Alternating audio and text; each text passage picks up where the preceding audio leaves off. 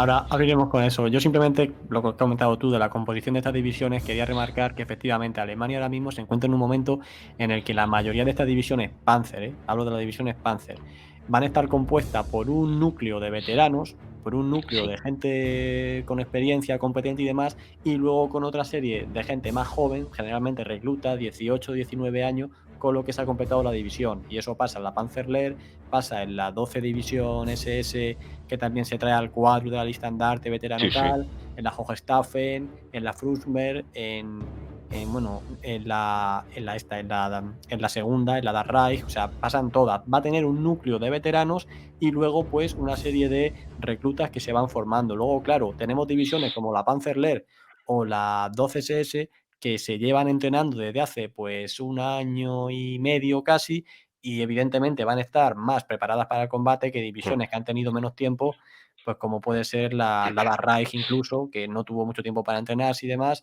y aquí ya, pues bueno, hay algunas que sobre el papel te puedes decir una cosa, pero luego hay que ver la realidad. Sí, bueno, la 12 SS realmente lo que tiene veteranos son solo de sargento para arriba. Sargentos, tenientes, Claro, claro. capitanes, comandantes, pero de ahí para abajo son todos chavalillos de 17, 18 años que no tienen ni idea, bueno, tienen idea porque les han metido una caña espectacular en Claro, el claro. entrenamiento como pocas divisiones o pocas unidades han tenido en la historia, con armas reales, Claro, claro. bueno, armas reales, perdón, armas reales lo hace todo el mundo, pero entrenamiento directo con fuego real donde muere mucha gente, hay muchas bajas en la Hitlerjugend mientras se entrenan, unas bajas tremendas. Y cuando llegan al combate, ellos son muy valientes, porque es gente muy adoctrinada y muy valiente y no está mal entrenada, pero su coordinación es pésima. Y les toca luchar contra los canadienses, y después podemos ver algo sobre ellos. Sí. Es donde fusilan la 12 sí se fusila a 27 prisioneros canadienses cerca de Caen, cerca de Carpiquet, en la abadía de Andén, y los canadienses en represalia fusilan a prisioneros o a gente que atrapan de la Hitlerjugend. La Hitlerjugend se comporta muy bien, es muy buena defendiendo, pero cada vez que realiza un ataque en todos esos primeros días, hasta que después es casi aniquilada, es digamos muy fanática, pero no es la más efectiva de las divisiones de allí. El mérito no se lo quita a nadie, porque al final mueren. La Hitlerjugend queda reducida cuando se toma Caen, que es el 26, me parece, cuando se toma, o el 29, cuando se toma Caen, la Hitlerjugend es un batallón. Ha quedado reducido a un batallón. De 12.000 tíos ha quedado reducida. A ver, hay muchos heridos y gente que. Pero en activo hay un batallón, son 800 tíos. No hay nada más. No recuerdo si eran 800 tíos y 7 carros de combate.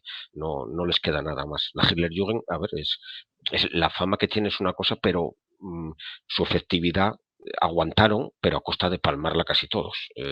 Un número muy alto de bajas. No es la mejor para mí de ahí, pero bueno, el mérito lo tiene todo el mundo. Y los canadienses, que son los que tuvieron que aguantar a la Hitlerjugend enfrente. Ujú. Sí, Son, no, no, son unas pero batallas muy curiosas. Los de la Hitlerjugend en la zona de Caen contra la tercera división canadiense es algo que no hay ningún libro, yo no conozco ninguno. Hay algunos de la 12 SS, pero que se dedique solamente a ese tema. Nadie ha escrito ese libro. A lo mejor tengo que hacerlo yo un día de estos, pero te es muy, muy curioso. no, no, te lo decía porque a pesar de todo, bueno, era gente que llevaba, pues un año Sí, y sí, unos meses de sí, sí. entrenamiento, que si lo comparamos con el periodo final de la guerra, porque luego cuando la Panzerlehr es despedazada, la Darra y la Lizandarte y tal, que las mandan a Alemania para participar en la ofensiva de las Ardenas, ahí ya los van a meter nuevos reclutas, que eso no van a contar con un año y pico de formación, a eso Sí, sí sí. que ya estamos hablando de semanas.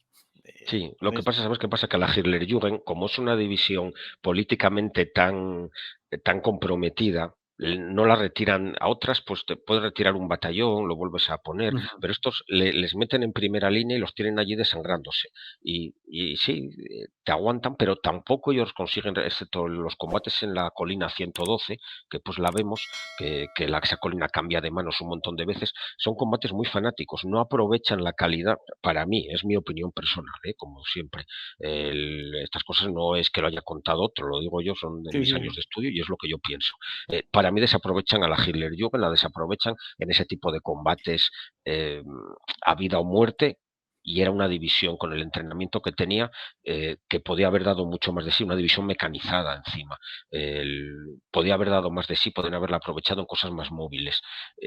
pero bueno, la aprovecharon donde creyeron que era conveniente y ya está. Tampoco, también es cierto que los alemanes no tienen muchas opciones de decidir dónde voy a llevar mis divisiones, dejo de llevarlas. Por ejemplo, a partir de los primeros 15 días, siempre se habla, los alemanes están intentando todo el rato intentar romper las líneas, pero nunca lo consiguen. ¿Por qué? Porque cada vez que consiguen, vamos a traernos un batallón de carros de combate. Claro. Cuando llega ese batallón de carros de combate con lo que llega con un tercio de lo que llegaba, al final ese batallón no lo puedes usar, lo hablaremos pues con la ofensiva de Sí, sí.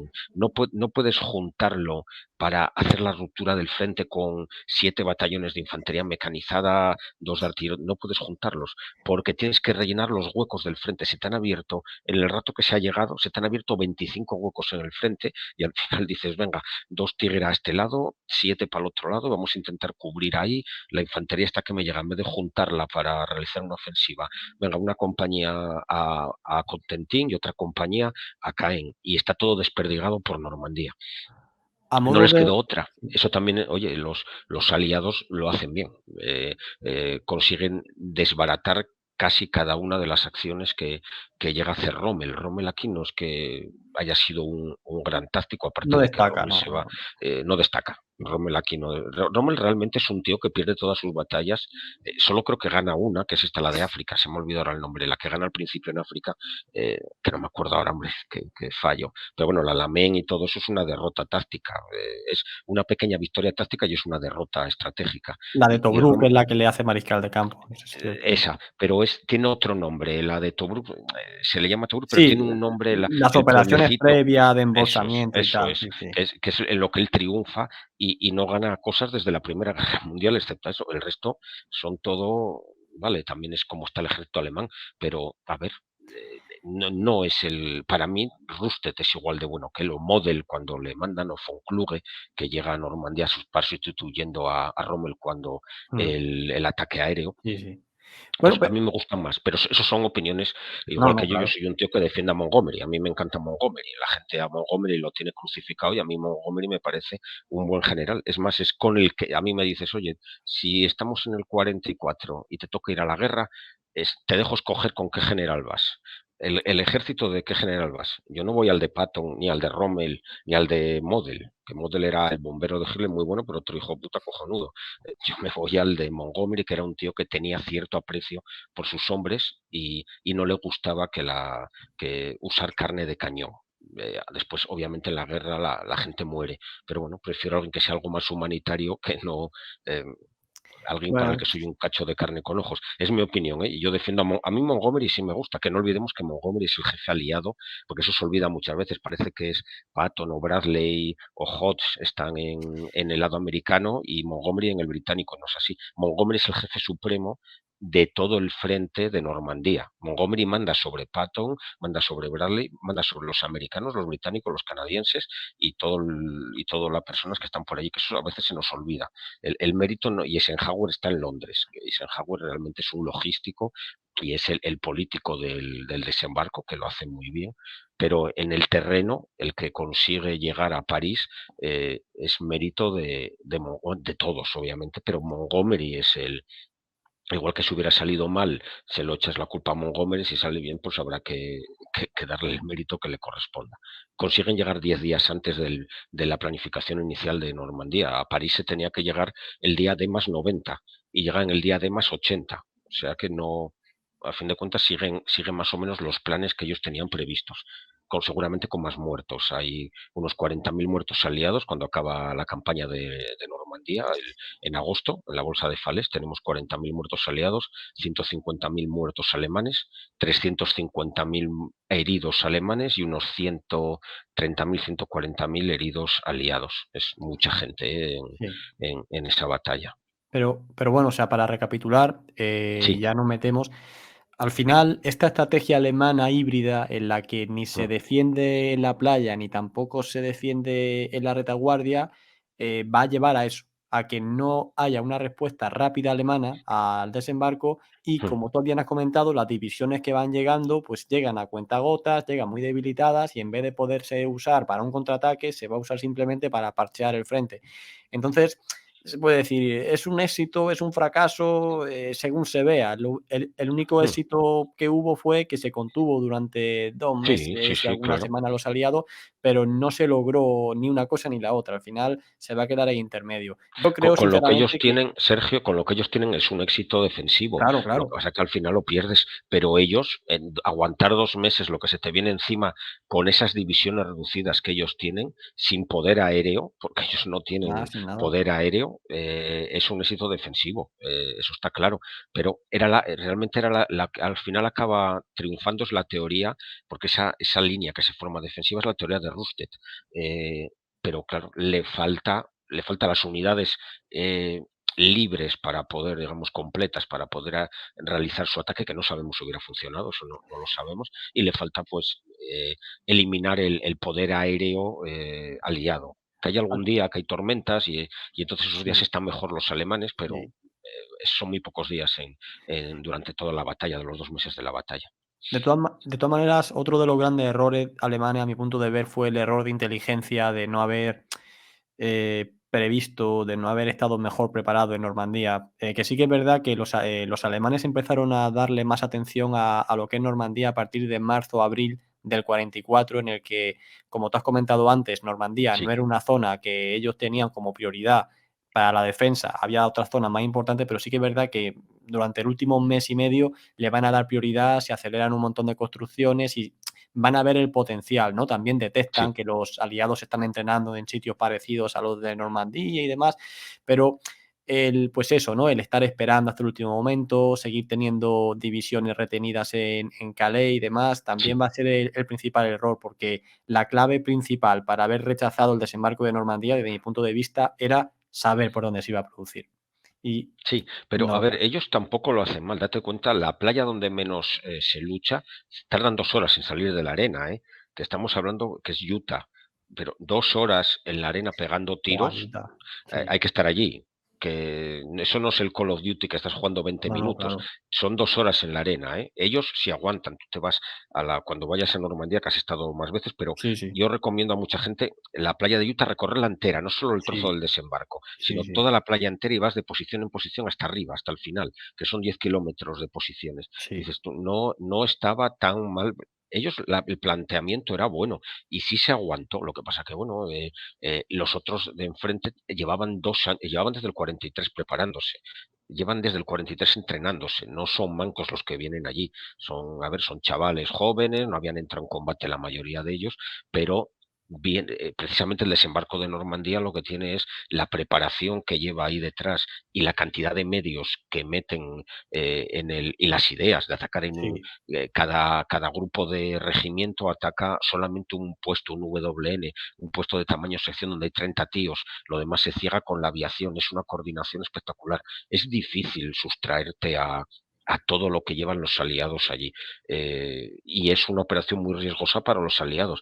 Con un poco más de mal tiempo y que se tuerzan dos cosas, los hubieran echado al agua sí. y con los tíos que hay allí, que como se puede decir son mancos cojos y gente tuerta. Pero bueno, un tuerto con el ojo bueno dispara el fusil igual que el otro, que es lo bueno de estar en una posición defensiva, que tú estás allí y te puede matar igual el tuerto que el cojo. No significa nada. No, no, está claro que en el momento del desembarco estás en un momento completamente expuesto, vendido, difícil, en el que cualquier error, de hecho, en Omaha hubo hasta mandos que se plantearon Sí, volver a embarcar y retirarse, que al final en este tipo de operaciones pues todo depende de un hilo y demás, ¿no? Y los sí, alemanes, pues bueno, también tuvieron golpes de mala suerte, que tampoco es mala suerte, sí, pero sí. simplemente ante el parte meteorológico, pues ellos dijeron, bueno, no nos van a atacar, ¿no? Y retiraron a parte de la flota, la guarnecieron y demás.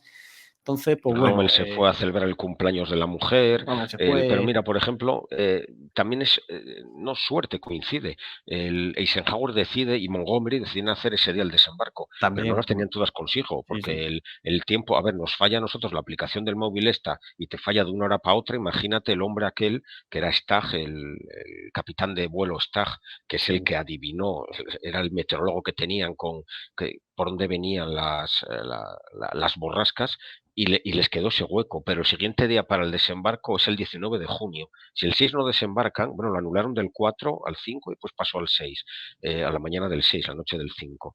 El siguiente día factible para el desembarco por las mareas, la luna y todo eso, Sí, era el 19. El 19 de junio es la mayor tormenta en el canal sí, en 100 sí, años. Es sí, la tormenta que se lleva por delante el puerto Mulberry de Omaha y parte del puerto de la playa de Arromanch, de sí, Gold.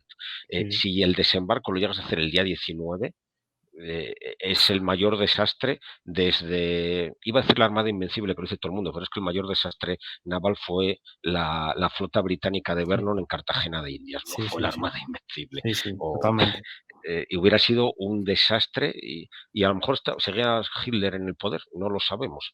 Porque también muchas veces se habla que si el desembarco de Yo soy de los que, si Normandía no llega a triunfar, no hubiera tenido tan fácil el ejército soviético avanzar.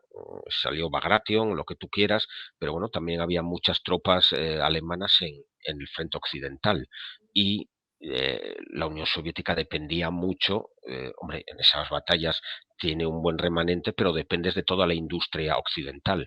Si la industria occidental, sobre todo la estadounidense, no le facilita el material a la Unión Soviética, no hay ofensiva que valga para llegar a Berlín. Los camiones sobre los que se movía el ejército soviético eran camiones americanos. Si no lo están esos 250.000 camiones que le envían, o los 15 millones de pares de botas, ya por no entrar en el acero y todo lo que le enviaron, que claro, todo influye en un lado y en el otro. Si llega a haber rechazado rápidamente el desembarco, tú no puedes hacer otro desembarco en menos de un año. Es imposible preparar No, otro desembarco de esos en menos de un año. Hubiera cambiado la historia, que a lo mejor hubiera acabado igual, pero hubiéramos tenido guerra mundial seguramente 2 años más.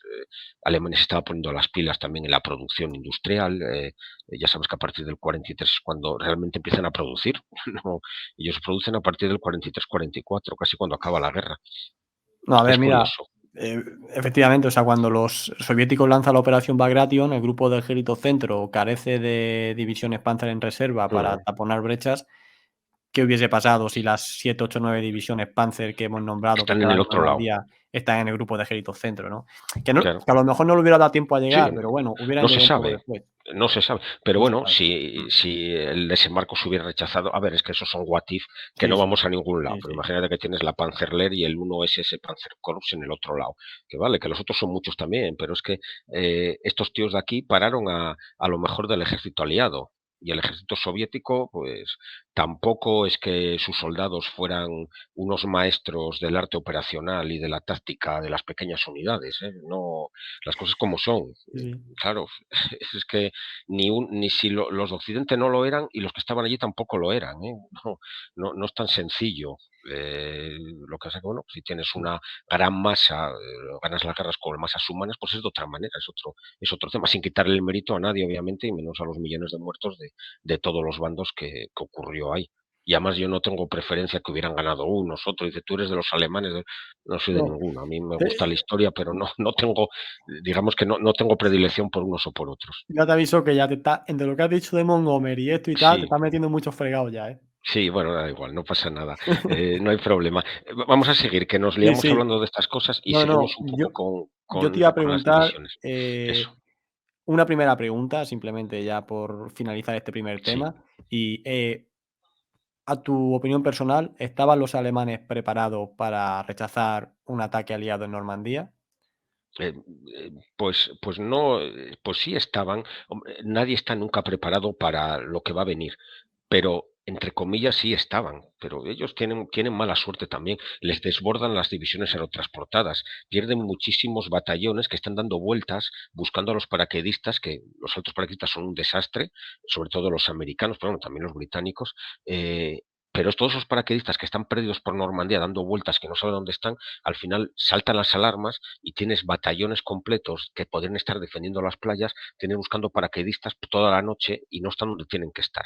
Eso influye. La 12SS, por ejemplo, la Hitlerjugend, cuando va a Normandía la desvían hacia Lisieux escrito, que alguien mire en el mapa dónde Sí, está, porque allí es donde se soltaron los británicos soltaron los famosos muñequitos Rupert, los famosos sí, muñequitos paracaidistas, que es un muñeco paracaidista de trapo con un sí, paracaídas que tiraron cientos de ellos, pues los tiraron en esa zona y la Hitlerjugend desvía a su regimiento de panzergranaderos, lo desvía a buscar paracaidistas en Lisieux. Llega un día más tarde y ya has dado tiempo a que los otros se reorganicen. Eh, hay muchas casualidades. Yo no creo que tuvieran un mal despliegue. Obviamente, pues sería mejor que en vez de tener 8.000 tíos en cada división de la playa, tuvieran 12.000, pero claro, cada uno tenía sus limitaciones de personal y Alemania no estaba en su mejor momento tampoco, es Ujú. diferente. Pero bueno, todo eso también se lo debes a que Hitler se anima al paladar, invade Polonia y invade Rusia cuando a lo mejor tenía que haber esperado 2 o 3 años. Y claro, son cosas que todo te viene un poco de atrás. Son Sí, los errores que cometes en el pasado también los vas arrastrando en el futuro. no, y que luego ya por último, esto es una cosa que tampoco hemos dicho, que los alemanes realmente estaban preparados para defender los puertos Sí, de la costa atlántica, porque claro, los alemanes decían, bueno, esta gente, sí, vale, a lo mejor desembarcan en la playa, pero necesitan un puerto, porque si no te consiguen un claro. puerto no hacen nada. Entonces, como en Normandía tampoco, bueno, tenemos el de Cherburgo y el de Le Havre, Solo era pero Cherburgo. Ellos solo eh, temían Cherburgo ahí y no claro, pensaban que fueran bueno, sí lo pensaban, porque ellos sí creían que podían ir ahí. Ellos habían estudiado todas las características, pero es cierto que ellos pensaban que las cosas iban a venir a un puerto. Habían tenido el desembarco canadiense de Dieppe claro, y dice, estos si vuelven van a volver por lo mismo, mejorarán, pero van a intentar lo mismo, un puerto. Ellos no conocían los dos puertos portátiles que se llevan. El que no haya estado en Normandía, pues debe pensar que el puerto que hay allí es como el puerto deportivo de Cadaqués, que son dos pontones. No, el puerto es un puerto para 220 buques mercantes que pueden descargar cosas allí en un día. A ver qué barbaridad. puerto tenemos nosotros hoy en día que te descarga 200 buques mercantes en un solo día. Mercantes que, bueno, no son, vamos, no son superpetroleros, pero no son barcos de vela, vamos, son mercantes competentes. Pues de eso se llevaron dos puertos. Eso ellos no lo imaginaban, y bueno, y también fue una apuesta, lo de hacer los puertos Sí, portátiles. Te podía salir bien como te podía salir mal. Fíjate, cuando viene la tormenta, a uno se lo punto. llevó entero, ¿eh? El de Arromanches se salvó por los pelos y Sí, menos, sí. Y y el bueno, y el Domaja Domaža, desapareció. vamos, claro. El Domaja desapareció. Eso es. Que de hecho en la playa de Utah fue la tormenta tan grande que hay restos del Bulberry de Omaha, Sí, sí, se ven. de El Utah. Domaja, y en Sí, Omaha también hay algún resto. Cuando hay marea muy baja, hay algún resto hacia el interior del Domaja. Y están los barcos. Los barcos que hundían para formar las colleras, esos siguen en su sitio, eso sí están. Lo que se llevó es todo lo que estaba flotando por encima, eso sí.